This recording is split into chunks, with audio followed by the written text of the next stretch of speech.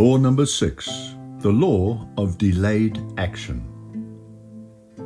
As human beings, we have been programmed to expect instant results.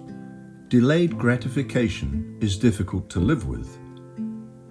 It is a step towards consciousness where we level up and realize that we don't always get what we want, or that we may have to be patient.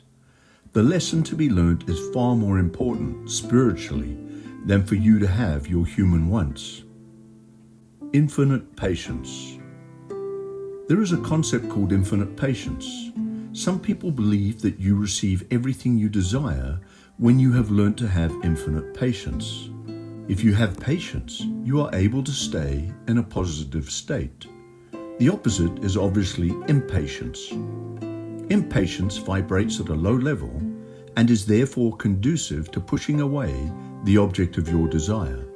And as we know, desire is a statement to the universe that you do not have it, that you are currently in a state of lack.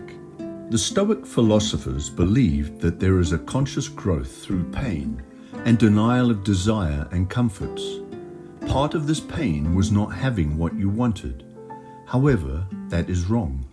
Our ideal existence is where we have nothing but pure gratitude for anything and everything that the universe is delivering to us. With this gratitude, you are vibrating at a high level, and the universe will deliver further high-level vibrations for you to experience. If you are in a position of wanting or desiring something, we are saying to the universe that we do not have what we want, that we are living in a state of lack, and that we desire for things to be different.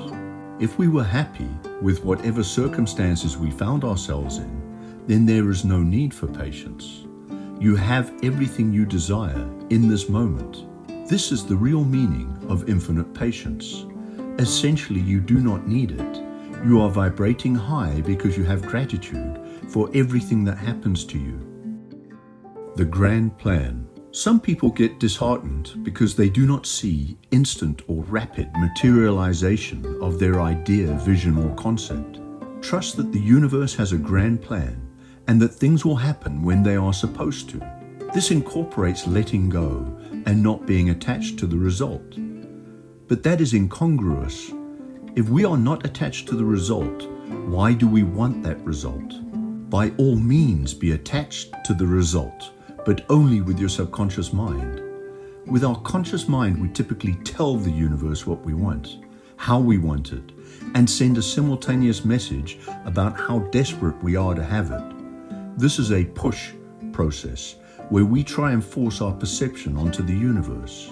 Conversely, with our subconscious mind, once we have it programmed correctly, it tells the universe how we will feel when a specific manifestation has occurred. It focuses on the end result. This is a pull process. The conscious mind tries to use force. The subconscious mind uses power. Thoughts take time to flow, to ripple through the universe. Thoughts do not manifest immediately. Who and what you are now is not an instant creation. It is a creation made up of the flow of yesteryear's thoughts and emotions, this lifetime's thoughts and emotions, and the thoughts and emotions from previous lifetimes and planes. Soul contract. Sometimes a desired outcome only manifests much later, and in other cases it never does at all.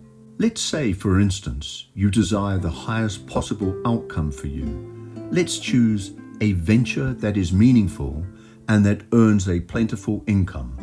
You are then surprised and disappointed when your next venture fails, and the one after that. Finally, perhaps many years later, you launch a venture which succeeds and fills you with happiness.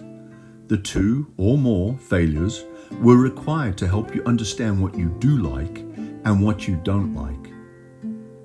They were stepping stones to the eventual outcome.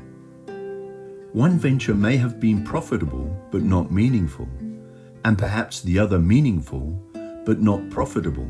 Hopefully, the resulting successful venture gives you the sense of purpose you require, while at the same time earns the income you were hoping for. Have patience, have belief, and trust in the path that you are on.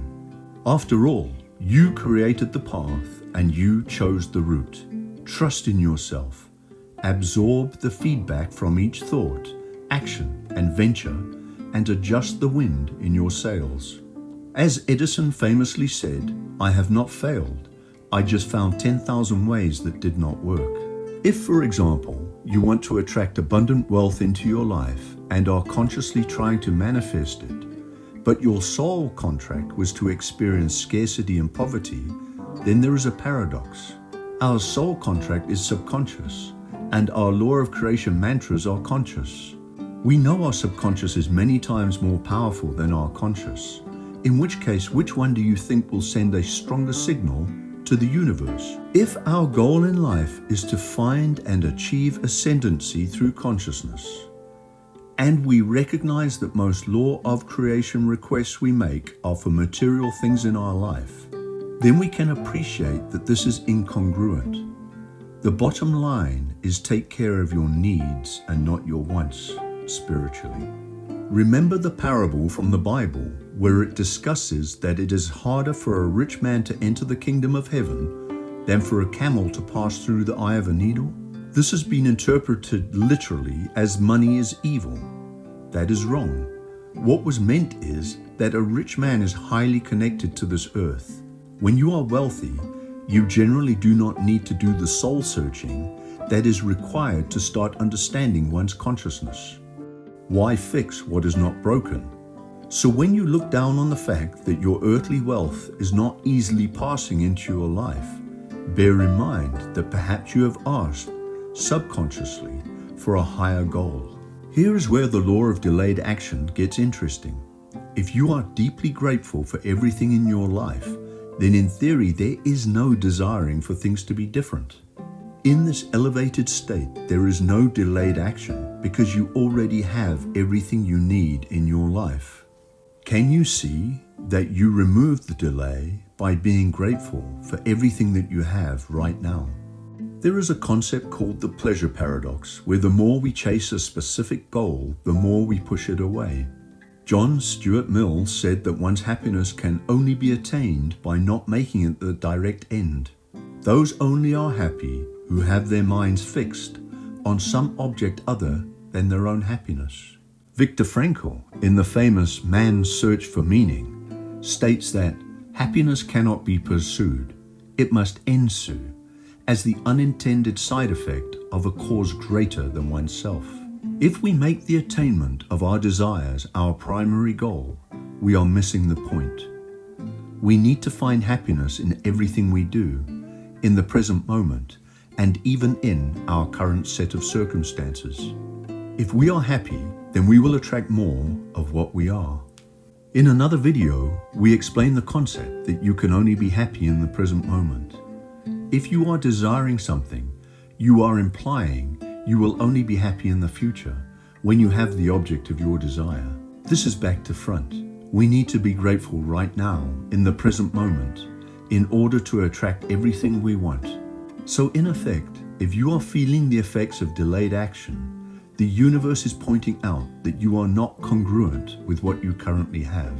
In this regard, the law of gratitude will dilute and dissipate the negative effects of any perceived delayed action on the part of the universe. Be careful what you wish for.